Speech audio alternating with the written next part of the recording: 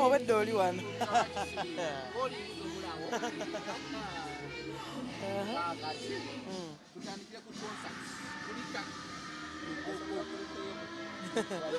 Bijjo munninze. Navaayo nammwe mukulikeeyo.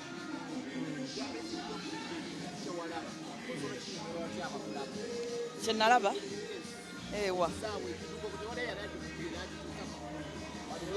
Nalaba ekyamagero. Kye nalaba. Kyali kyamagero kubanga nali sikisuubira era bwekyo.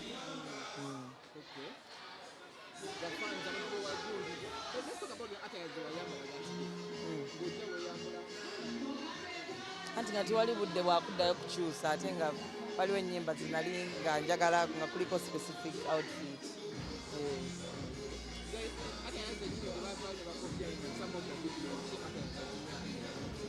Tebeetegereza bulungi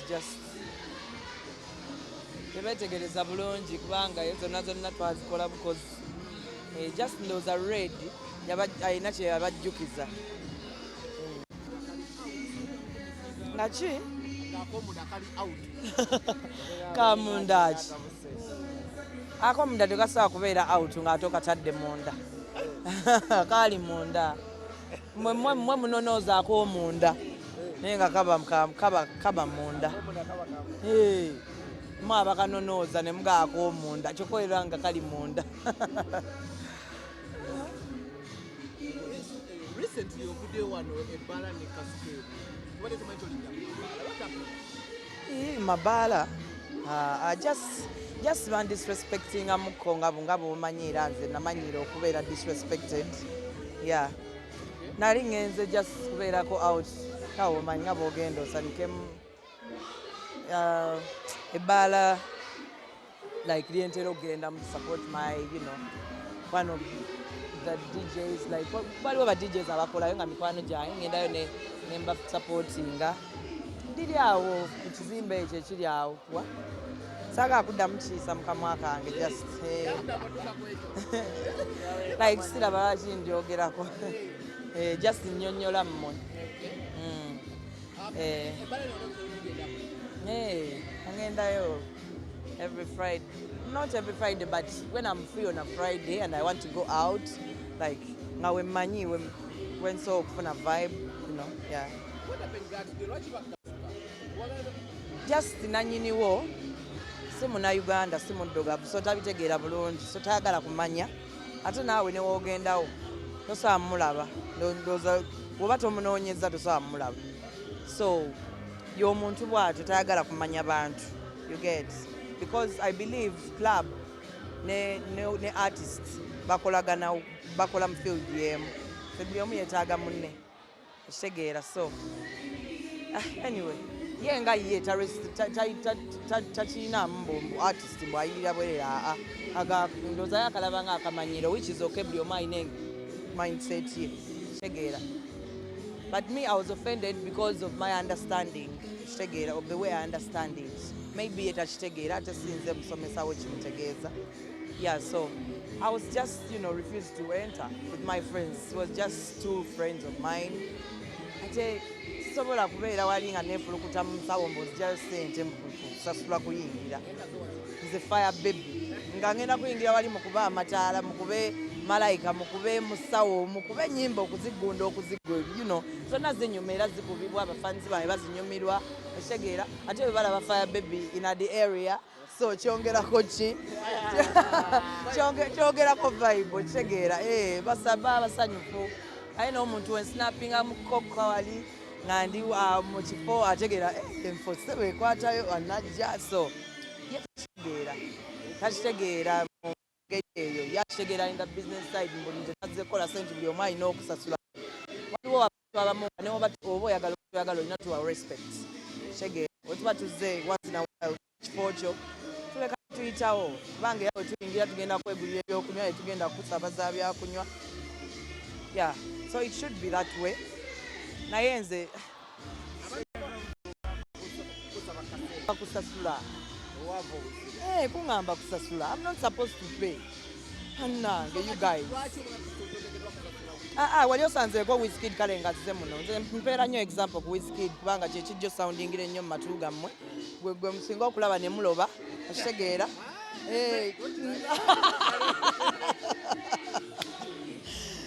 like he's one of the my favorite international artists gwendaba nti ajja buli omu n'aloba buli omu abamu balekerawo n'okussa ayisewa asuzewa okitegeera so he's treated in that special way because he's a star okitegeera and because we enjoy his music so wagenda kaŋŋambe nze mpeera nnyo gundi example ku bifo bye ŋŋendamu simulabangako ng'agenze ku gavuna waliyo kaŋŋambe oba meet and greet ne bamugamba sooka osasule wali ne mikwano gye waliyo kirabyeko mbw akwata mu nsawo y'embw asasula no so the same way tulina like naffe abaawano tulina okusamba ati baffe at least akatiibwa ako akatono that's we deserve that little respect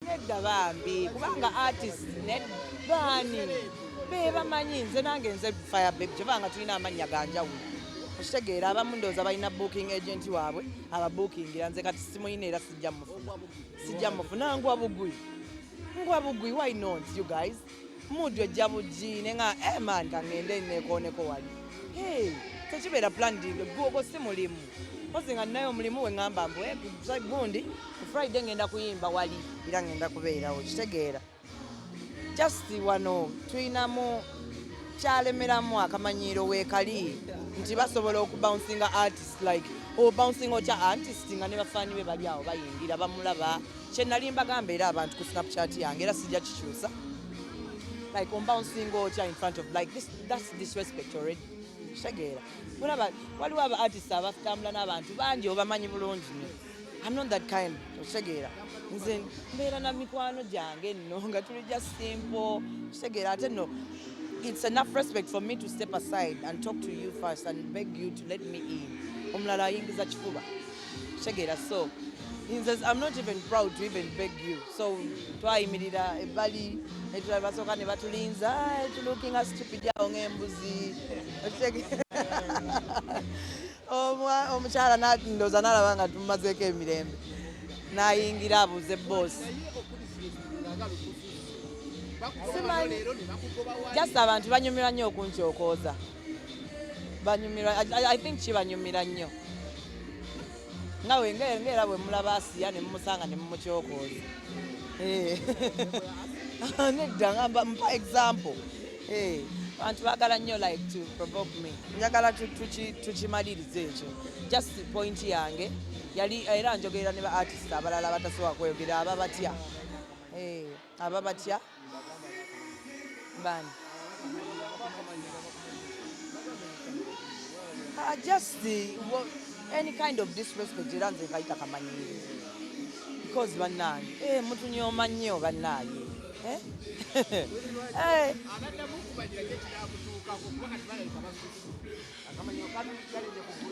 tewali nze sirina gwe nsobola kuba sirina gwe nsobola kukola just nze njogera n'omumwa gwange ne nkugamba ekituufu nga bwe kirina okuba gwamanyi kyokikolera okireka oba gwamanyi kyoba okikozesa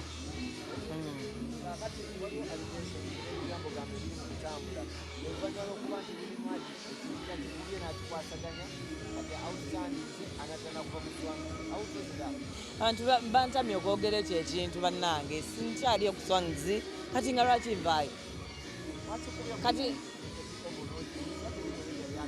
ebyo birwa bigambo by'abantu bannaaye tetukyaliyo tukola era tubayiiza I'm not living now kyonna ekikyajja kati tusooke tuddeyo tufumbe paka ti concert twagikoze nebeera successful so tugenda kweyongera kola mulimu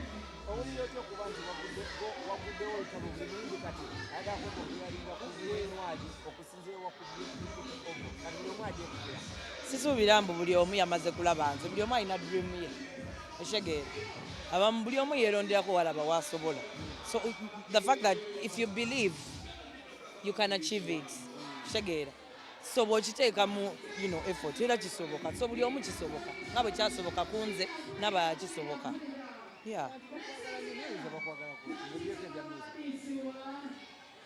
Abantu nze we basangayo mu kkubo baŋŋamba ndi kyendi, sitya kubeera kyendi kye banjagalako. I don't like, I'm not a people pleaser. Nze nkugamba nga bwe kiri, oba onjagala onjagala, oba tonjagala ng'oleka, kubanga tuli bantu abantu tuli bangi, buli omu yeetaaga love. So you either show me love or you show someone else. It's not by force mb'oyagale nze Shegeera ofuna kyonjagalako n'okinjagala, kyotanjagalako oba oyagala ng'ogenda.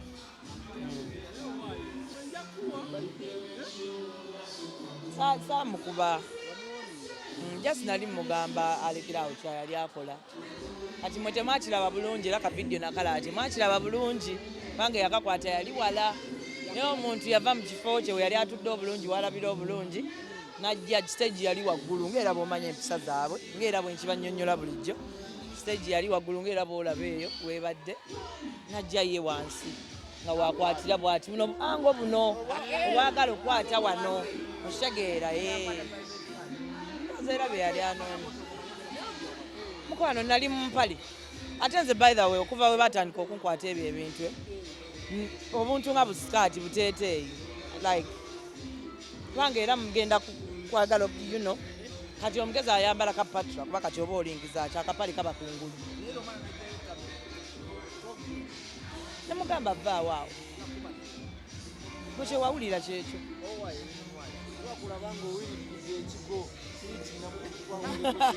awula mulina ebiboozi bingi.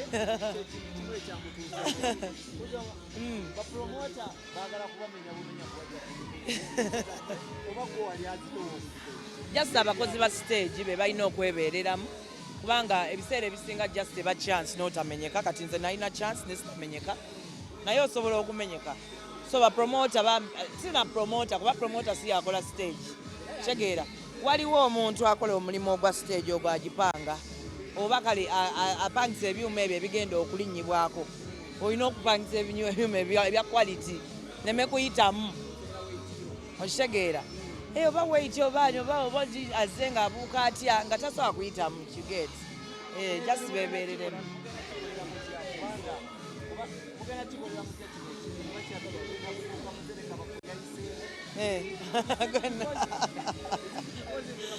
Wena okibuuza okinyumirwa.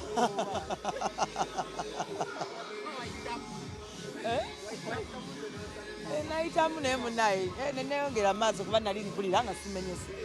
Just nali lucky naye nga balina okwebeereramu ne bakutukolera stage nga ziri stable.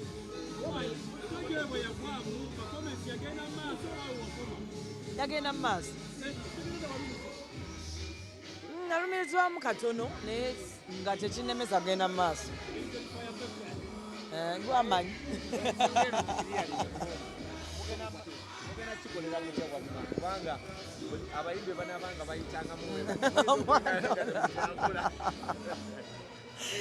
tugenda kikolera ki? Nze sirina kyakikolera era nze njanga continuing agenda kuyimba just nsaba abakola stage beebeereremu kubanga ate mu kyalo kyo kiri waasi. Ogenda mu kyalo basaba n'okuteerawo akameeza olinnyeko oyimbe okitegeera. So just beebeereremu batubalemuko ku magezi naffe abajja okuyimba tuleme kugwa bigwa tetuswala bwetti.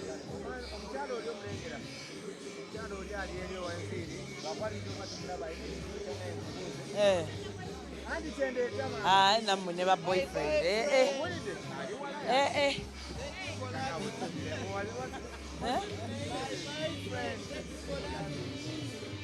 nalimba kiina mwe temwalabamu nalimba kiina. Omanyi mwagala nnyo ebya boyfriend mwagala nnyo eby'omukwano mmwe mwagala nnyo eby'omukwano byogerako mbindekere. Nalimba kiina. Boyfriend wange by the way tayagala na bintu byakwerabisa so sisobola nakikola ku stage mbo mutumira so n'olwekyo nalimba kiina. Gyali bannange I'm a beautiful girl you guys. Atanswaza just tabakwatako.